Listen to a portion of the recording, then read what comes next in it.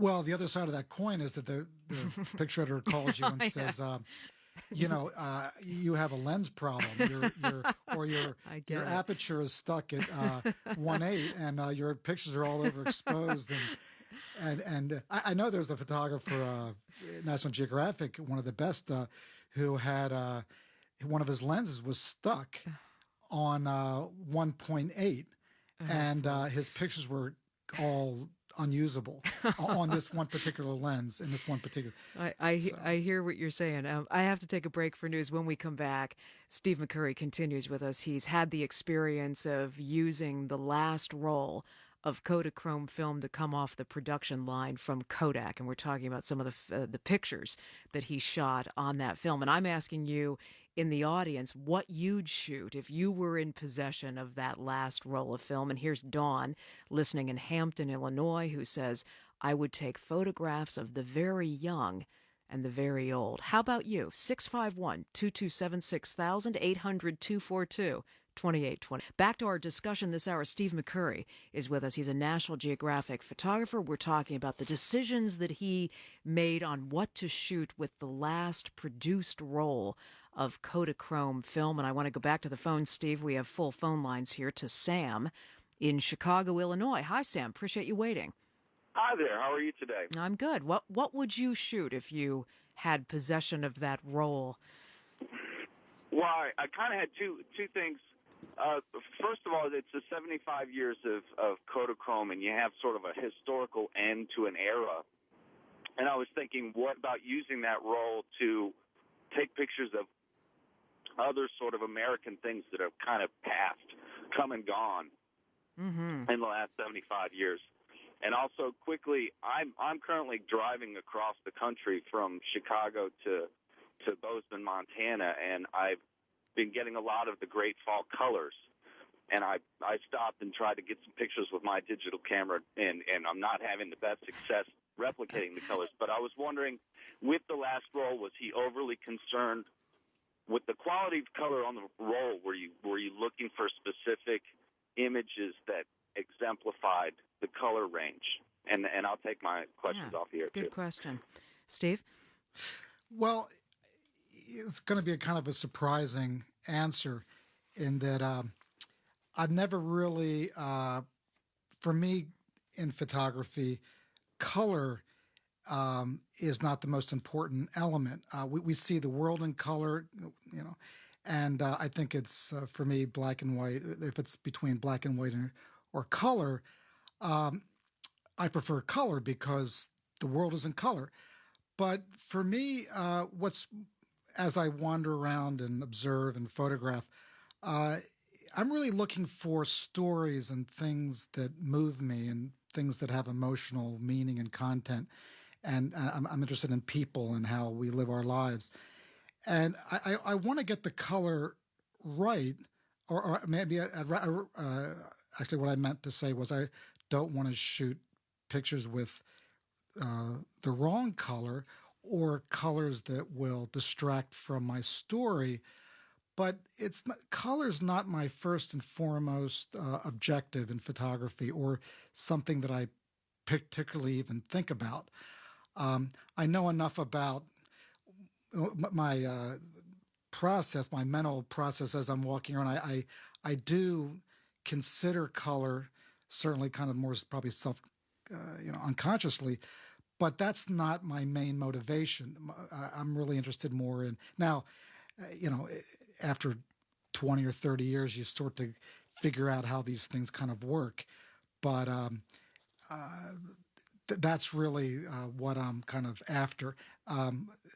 Maybe some people think I'm pulling their leg about that because I'm noted for, people think I make kind of wonderful color pictures, but it's really not the thing which kind of gets my juices flowing. What does is life and people and how we interact with each other, and maybe a sleeping dog on a curb somewhere, or two kids playing in a park or whatever. Or I spend a lot of time photographing kind of geopolitical situations around the world, Afghanistan and Lebanon and the Khmer Rouge and Cambodia and Yemen and Kashmir, places like that.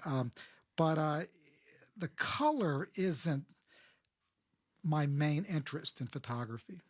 You know, Steve, I'm a little surprised to hear you say that as well, because one of the photographs, of course, that you're known best for is that National Geographic cover.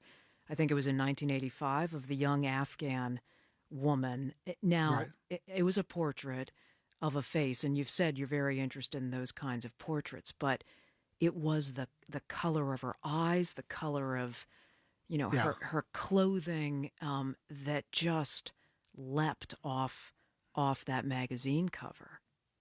Yeah, that was a rare situation, and one that only comes along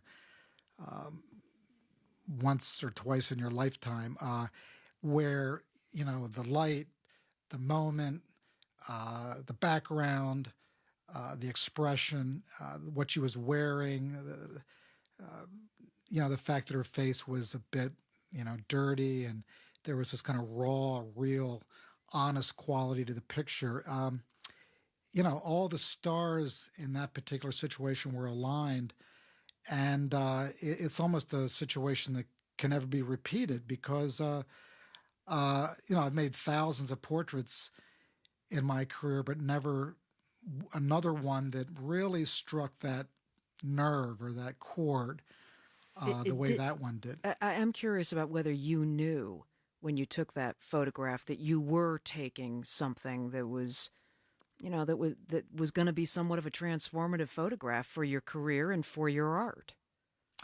I knew I had something interesting and powerful, but I had no idea that it would even end up on the cover of the magazine.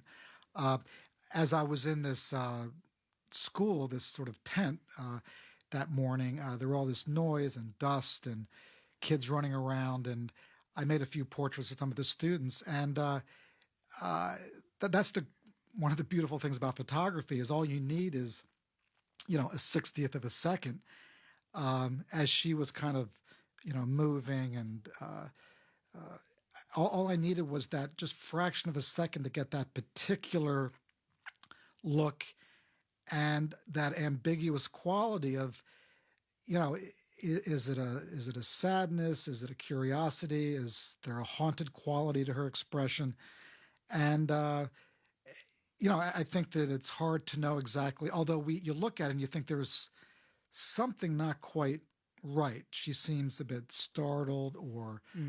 or something. But um, I maybe made 15 exposures of her that morning, and only two have that magic and that one particular look. And it's just uh, the situation that can really never be repeated because of all the.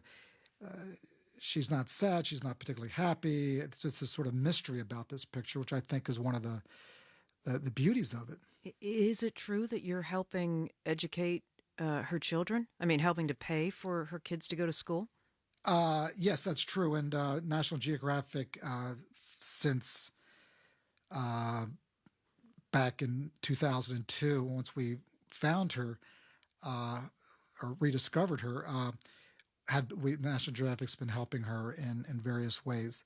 Um, so yeah, no, we're have been helping with educating her children. She had expressed an interest early on to perform a Hajj, very important religious duty in the Muslim faith, and National Geographic actually provided her with the means to do that, along with her husband and brother and other various people. Mhm. So no, the right thing to do was to because of we had used that picture. National Geographic had used that picture for years, and the right thing to do was to help her and to pay her back, to compensate her for all those usages, and that's exactly what they did.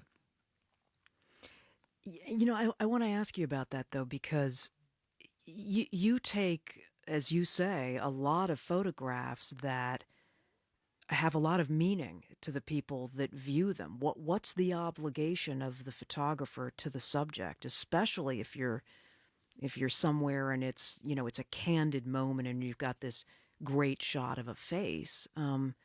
Why something special for her and not for some of your other subjects? I think well, it's always a kind of a case by case basis of how do you compensate people? Do you pay people for, for pictures or whatever? And I think you really have to evaluate these situations on a case by case basis. In the case of her, the fact that we had, or National Geographic and myself included, had reproduced and used her picture on the cover in 1985, and then subsequently in books and other usages, that required her being compensated. In other situations, for journalistic purposes, we never have a policy of paying people, and if they agree to be photographed, then we will, do that. And if they object, then we won't. But there's never any kind of a situation where there's an agreement that we're going to pay them for participating in our story. It's just there would be no kind of end in sight if we went down that road.